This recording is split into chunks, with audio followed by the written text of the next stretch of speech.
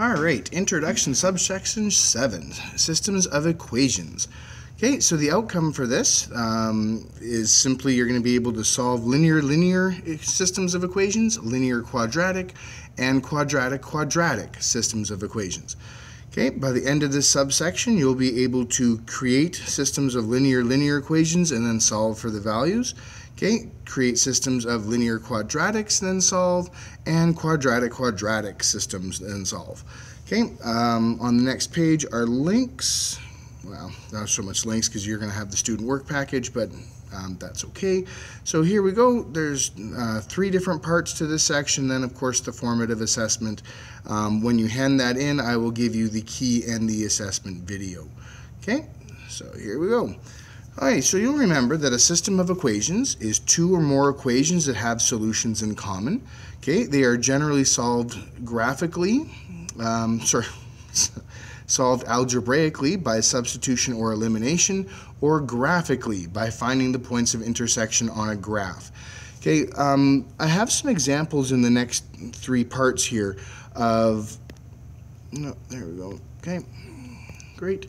Okay, of some intersection ones. For linear, we can, graph them by hand, but mostly if you're going to be finding solutions graphically, I'm going to have you use your graphing calculator, and then once you do that, we'll just have you make a sketch of the graph you made from your calculator.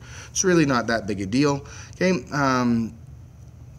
Now remember, for systems of equations, if you have 2 variables, you require 2 equations. 3 variables, like x, y, and z, require 3 variables. 4 variables need 4 equations. Okay, and lucky for us, we're only going to do 2 variable systems. Yay! All right, so part 1, linear systems. Okay, in lesson 4, we talked about the various types of linear equations. Okay, and then any of which can be used to solve a linear system. Okay, so solving algebraically, both the linear equations below, or I put them on the next page, so they're below on your sheet, okay, are written in standard form. Elimination is the perfect technique for this type of system. Okay, all we have to do is multiply each equation by a number so that the coefficient of x or y is the same. Okay, then of course once we've done that, we add or subtract the 2 equations to eliminate one of the variables, solve for the other one, and on and on. Okay, so let's just have a quick look at this example. Okay, so if we have a look, we have 6x, 2y, and 13, 2x, 5y. So who do we want to eliminate? Okay, if we want to eliminate the x's, that's not a bad choice, because then the lowest common multiple between negative 2 and 6 is 6. So I can multiply this equation by 3 to eliminate the x's, or if I feel like eliminating the y's, I'd have to get them both, between 2 and 5, I'd have to get them both up to 10. So this guy would multiply by 5 to get 10y. This guy would multiply by 2 to get up to 10y. Okay, and we go from there. Now, hopefully you guys have, well, you've done this before for sure, but hopefully you understand that less work is better.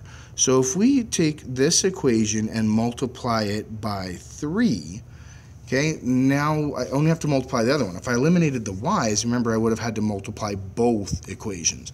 So I'm just going to write them again over here. So 6x plus 2y equals negative 13. Okay, and then I'm going to write the distributed version of this. So that's going to be negative 6x plus 15y equals 30.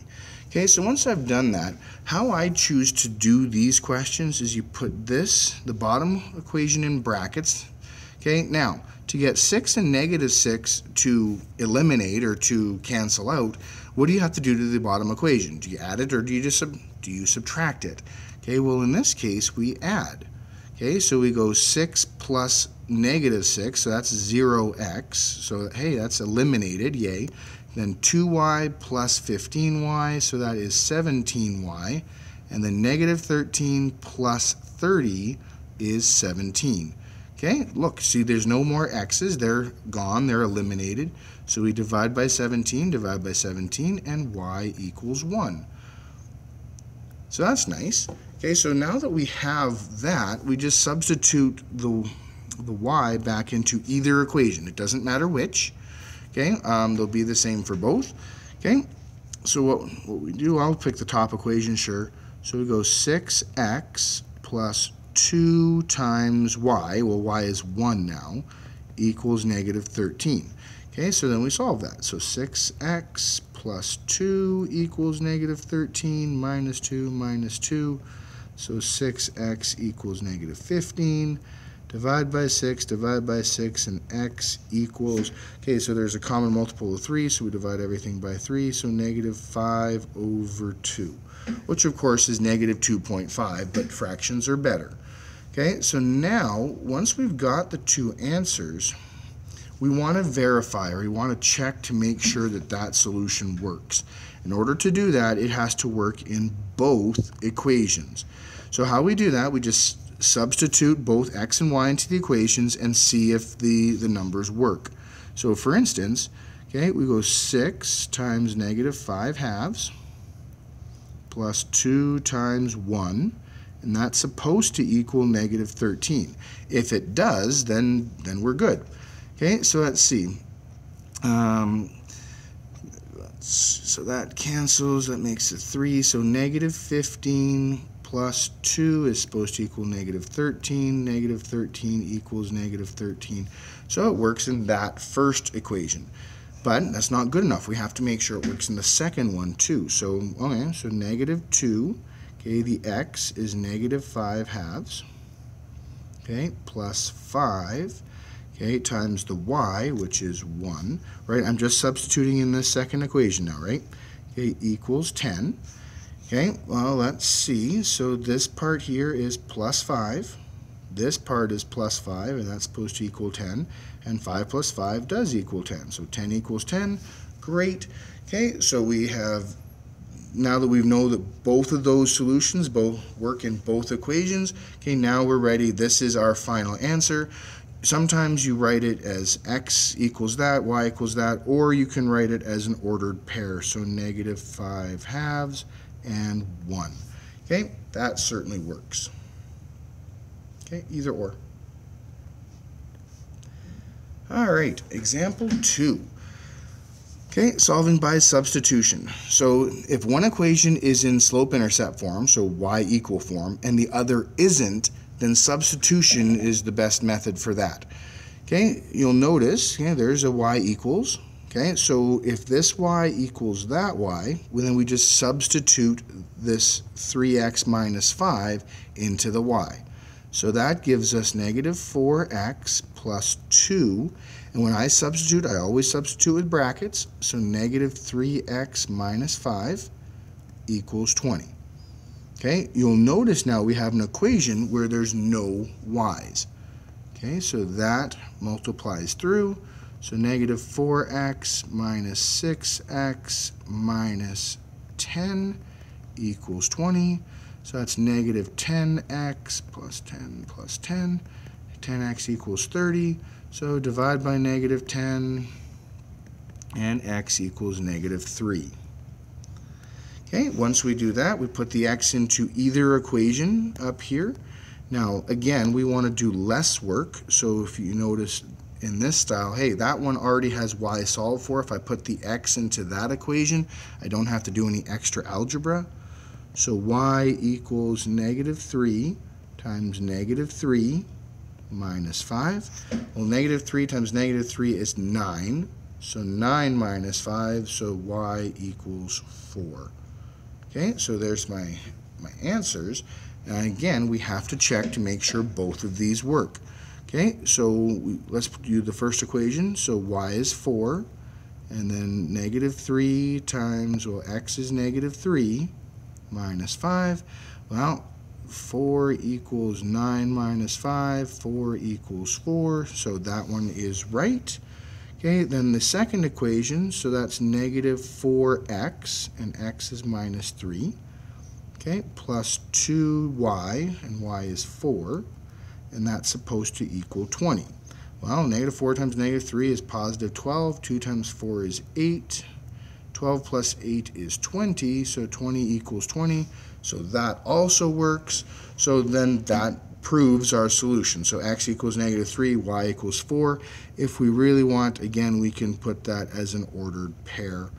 Okay, or you can leave it just x equals -3, y equals 4. That's fine. Both are proper solutions. Okay, so that's those ones. Now we have to talk about solving graphically. Okay, note that this is the same, or this will be the same question as example 2, but we're going to solve it differently. We're going to change both equations into slope-intercept form and then graph on our calculator or graphing paper. Okay, the solution, of course, is the point of intersection, so it's going to be where they intersect. Okay, if the lines are parallel, okay, there will be no solution, so that'll be 0 with the line through it, the empty set. Okay, if the graphs are identical, like if they reduce to the same graph, you're going to end up with the two lines overlapping each other, in which case there will be an infinite number of solutions. So that's where everything is an answer. Okay, so anyways, if we have a look at the example here, so again, that's the same as last time. Okay, so now we're going to do this one by hand because it's linear, so we can do that. Okay, so let's see, the y-intercept is -5, so 1, 2, 3, 4, -5. Okay, and the slope is -3, so that means 3 down, 1 to the right. Okay, or 3 up, 1 to the left. 3 up, 1 to the left. 3 up, 1 to the left. 3 up, 1 to the left. Okay, and there is our line. Okay, if you have a straight edge, that would certainly be better because mine's a little wavy, but that's okay. In order to graph these ones, this guy has to be in y equal form. So we're going to turn that, so 2y equals the 4 comes across, so 4x plus 20, divide by 2. Okay, and then y equals 2x plus 10. Okay, so that's a y-intercept of 10. Okay, and then 2 over 1, or 2 up, 1 right, or 2 down, 1 left. 2 down, 1 left. Oh, look, there's the intersection point right there. 2 down, 1 left. And the graph looks something like this. Okay, so there's our intersection point. Where is that? It's at -1, 2, 3. So x is -3. Y is, okay, 1, 2, 3, 4. Y is 4. Of course, that's the ordered pair, -3, 4. Okay, so that works. Okay, we can check that the solution is right. Okay, so y, subbing into the first equation, y equals -3 times -5. Okay, so that is 3 equals 9, 4 equals 9 minus 5, so 4 equals 4. So bang on, we're right with that guy. Remember, we did this on the last example, but let's just follow through and make sure. So -3, so -4 times -3 plus 2 times, this is the y value, so 4, and that's supposed to equal 20. So this is 12 plus 8 is supposed to equal 20, and 20 equals 20.